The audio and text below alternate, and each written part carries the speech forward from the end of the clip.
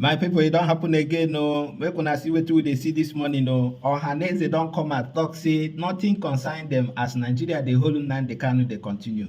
Say wetin Nigeria they do, you know, their hand no dey inside. Oh boy, this matter not true. This thing where this man don't come out on national TV, when they talk, say their hand no dey wetin dey happen. Una believe am because Igbo people they talk say aneshinu ushi ahne amotonshi. Their body language since when Nnamdi Kanu dey for prison, their body language no show say they concern. It's like the thing don't hold them for neck. Now they don't they talk say their hand no dey, and the thing where Nigeria government they do Mazi Nnamdi Kanu say it no good. This matter will come this morning. I no sure say it pure because anything will make this old man come out for national TV. They talk say this thing where Nigeria government they do Mazi Nnamdi Kanu say it no good. Say their hand no dey. Say other people don't commit this kind of crime and they leave them. What happened to Mazi Nnamdi Kanu? Make una watch am well, oh. Make una watch am well.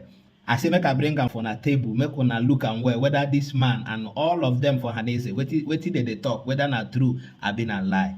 Thank you so much, my people. I say as you dey watch this video, help me to subscribe and share.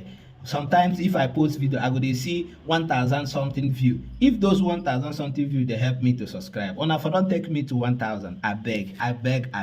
Help me to subscribe. As you dey watch the video, they subscribe and to share with your neighbor. Make we see where this matter go end, because now this Mazi Nnamdi Kanu matter, it don't choke everybody for neck and nobody feel run from it. As you dey watch this video, help me to share and like. God bless you all. I love you. This morning I saw that it was actually released by the Secretary General of the Association, Mazi Okechukwu Isiguzoro. So tell us, why exactly would he say this, but Ohanaeze is saying otherwise? Why are you distancing yourself from that claim?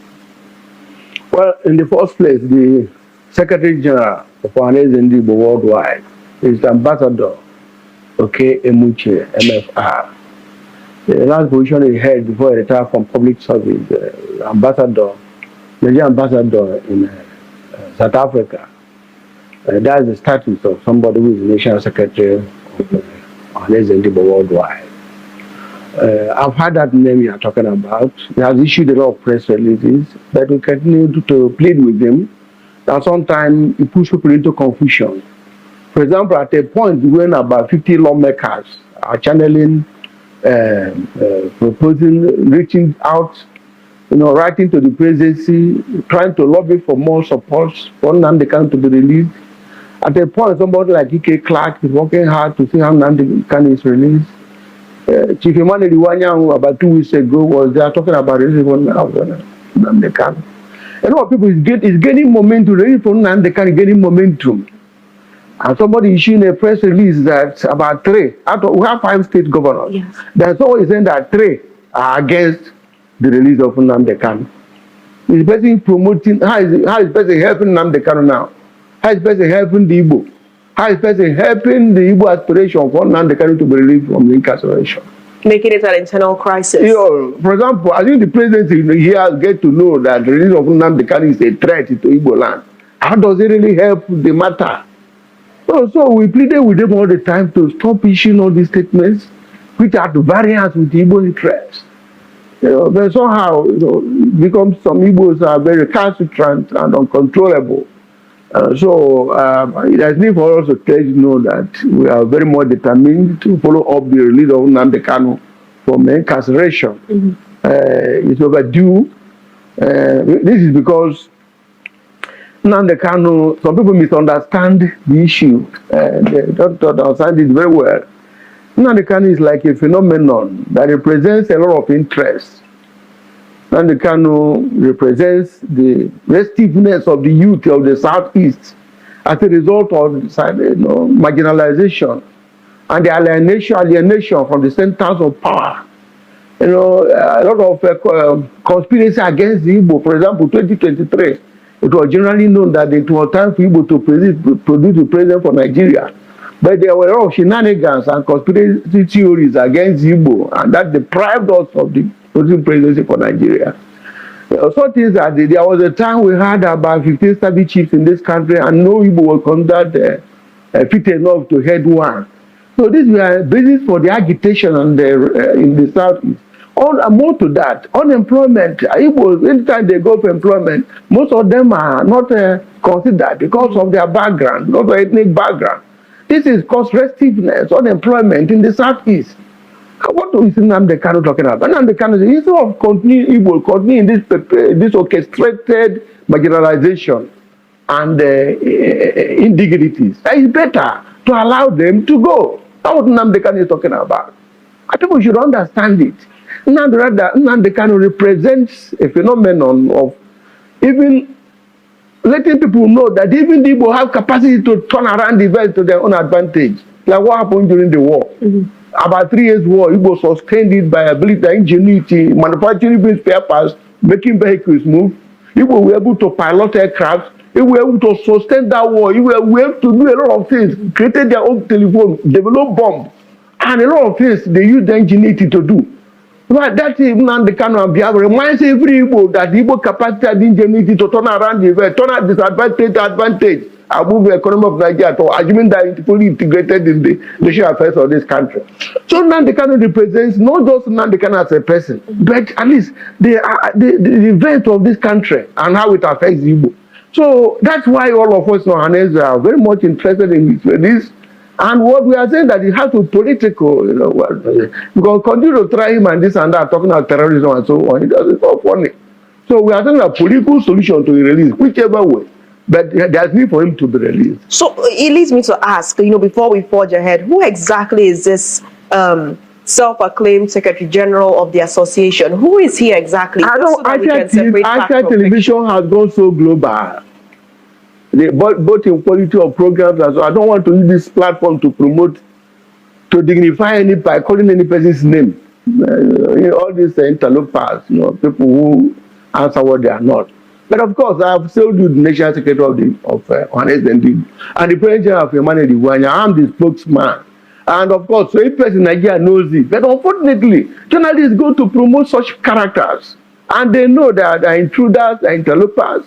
They know that there are people who go to somewhere they don't say. There are people who are transactional. There are people who are transactional in their dealings with people who want to use the name of Ohanaeze for their own selfish interest. What is giving him that power? Power is that somebody, because of the internet now and all these blue envelope journalists, by the time they issue press, they issue statement, they will carry them. What power again does he have? Can you summon meeting of Igbo? They cannot summon Igbo meeting. If you ask him who is his own president general, who is his public secretary, who is the financial secretary, who is whatever, he doesn't have any. He just says he's going to use computer, do it and pray, release it, and go. This is what we call what is the brown envelope to some soft, and they will carry him in the net, and before you know it, it becomes a social media sensation. Event. So that's what it is. I don't want to dignify anybody by calling them. So that's what it is. But I know we have issued state releases, press releases severally to let people know that the National Secretary of Ohanaeze and is okay Muche, and the President General is Nnamdi. It is known to every Igbo all over. When we talk about Edwin Clark and those other leaders of when they invite him for Ohanaeze, we are the people they invite. They all know the authentic, legitimate Ohanaeze is known by everybody. But the illegitimate, people that go by that name, they're also known by the media world. But unfortunately, they continue to carry them. So, what are your thoughts on the possibility of an out-of-court settlement? Yeah, that's what Ohanaeze have been talking about. Out-of-court settlement. What magnanimity of the presidency can even take care of it. What we call out-of-court settlement. The magnanimity of the presidency. Because, okay, we have, about 3 years ago, went to Ebonyi State when Romai was there. Mbazika Mechi went there and said, please, Buhari, give me Nnamdi Kanu, hand him over to me, and I'll take care of whatever. And Buhari refused. I handed everything over to Tinubu. We have been asking releasing Nnamdi Kanu to us for whatsoever. You can use his magnanimity to do so. You can use his, as lawyers can even find one thing or the other upon which he will be released. But the fact is that we are asking for political solution. We are asking for non-kinetic approach to the issues of the Southeast. It's a matter of mounting roadblocks everywhere, and every time you want to move from Enugu to Owerri, you stay about 3 hours. A journey of 1 hour, you stay about 4 hours before you get to 5 hours or 6 hours before you get to Port Harcourt. But this is kinetic methods of checkmating security in a given area. That's a non-kinetic approach. Do you know that there's a kind of policy statement that the president can make today, the presidency can make today? Everything about all these things will change. They know it. There's a policy statement that if made today by the presidency, there will be jubilation galore in the whole of Southeast, and all these things will change. So instead of using roadblock, make certain statements in favor of the Igbo, they will begin to jubilate.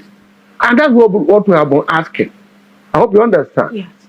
So you are asking whether you can use a kind of Nnamdi case can be settled out of court. Yes, it's a possibility. A lot of them have happened like that in the past. This is not the first time. You can cite other instances where the president used their magnanimity to release somebody.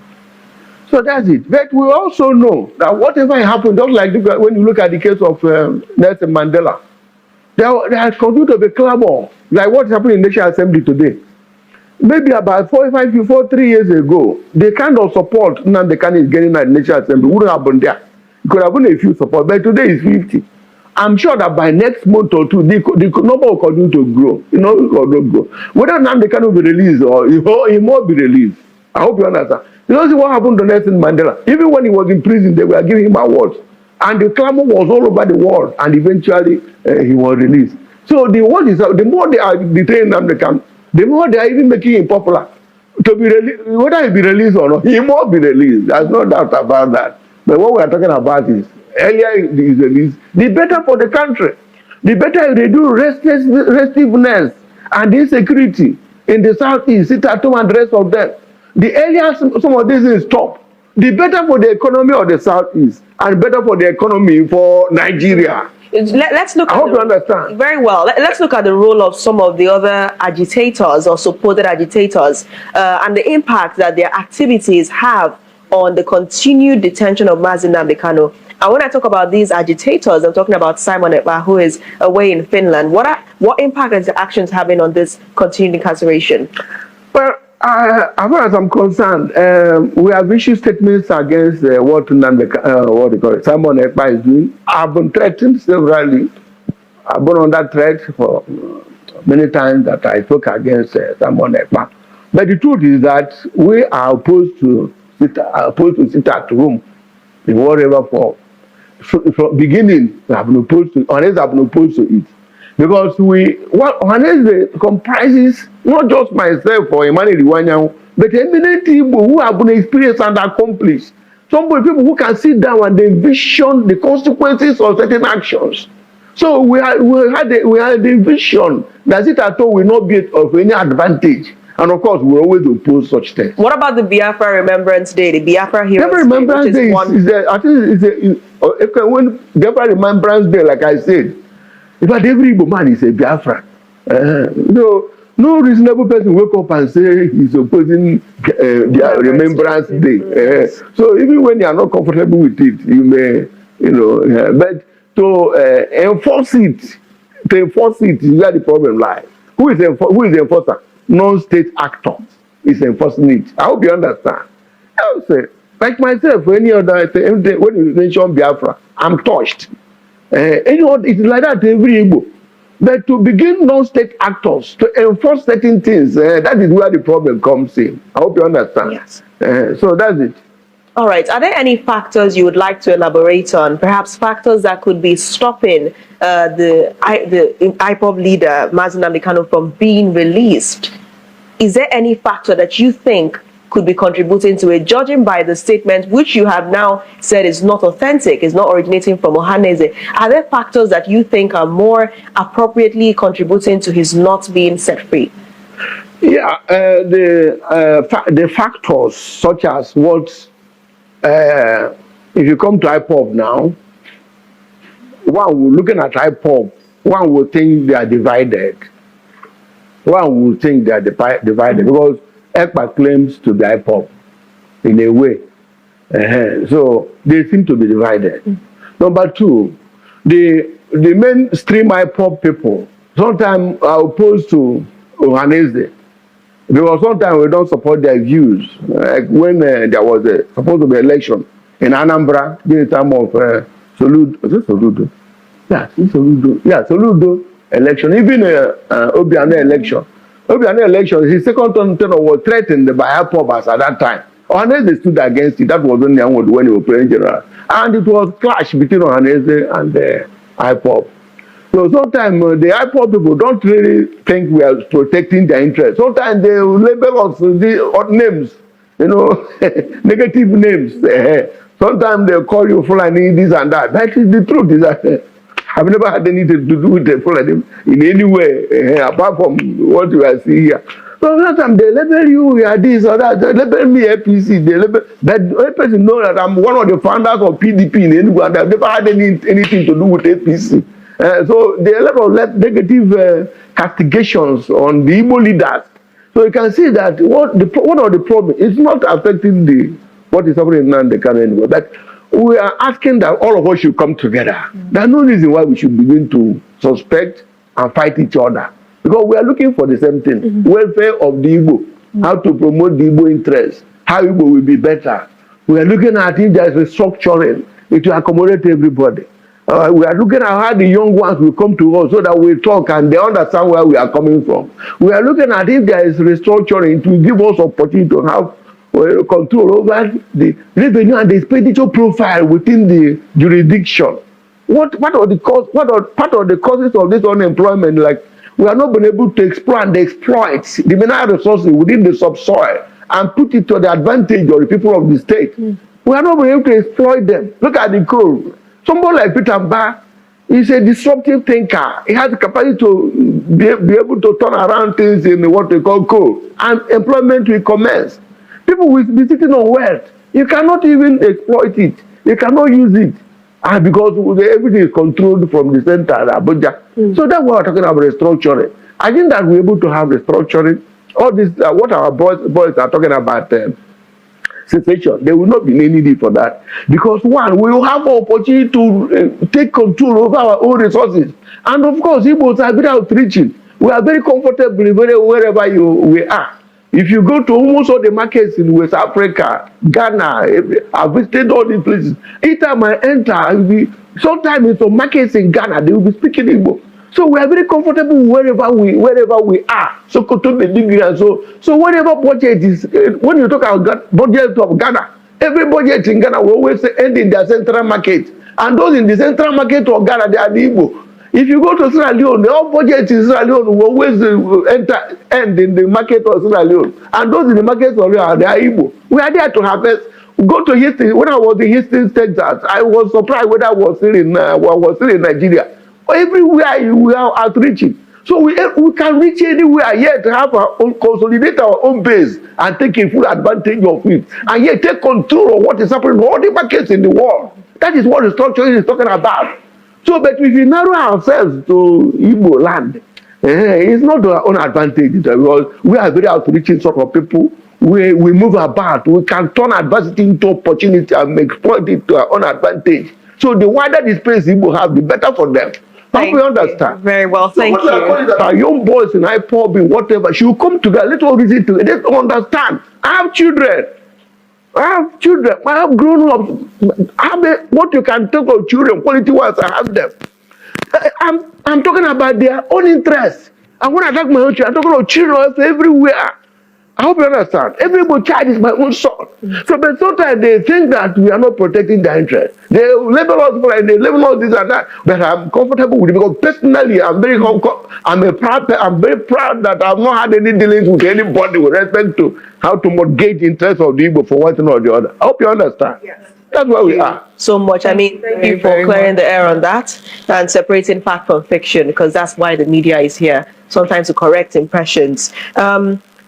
Would you like to drop any other disclaimer before we end the show? Because a lot of mainstream media platforms did take the story, did take the statement, and it's been going around publicly. Is there any final disclaimer that you have? A caveat, a kind of advice. when people say Ohanaeze, please read and know whether it is Emuche, okay, Emuche, or Dr. Alex Obonia, or Emmanuel Iwanyang. That's my advice. When they say Ohanaeze, they flash Ohanaeze. Without knowing whether it is that is not the legitimate and genuine Ohanaeze. So I'm only advising that when you see Ohanaeze, please look to know whether it is legitimate and genuine Ohanaeze or the fake transactional Ohanaeze. So that is the question. Thank you and so if that much. is done, all this thing wouldn't have been necessary. When you would, if you had seen it, say, oh no, this one illegitimate. These are the spinners. These one are the transactional people who are the interlopers. Transactional. That's the one. So you will not even have been bothered yourself inviting me to come and clear the air. But finally, I'm saying that any person who is an Igbo that has taking the breast of the mother that will come to say that three governors in the southeast are comfortable with the Kanu, it's not helping the Igbo. I hope you understand. Yes. He's not giving the impression that Igbos are united.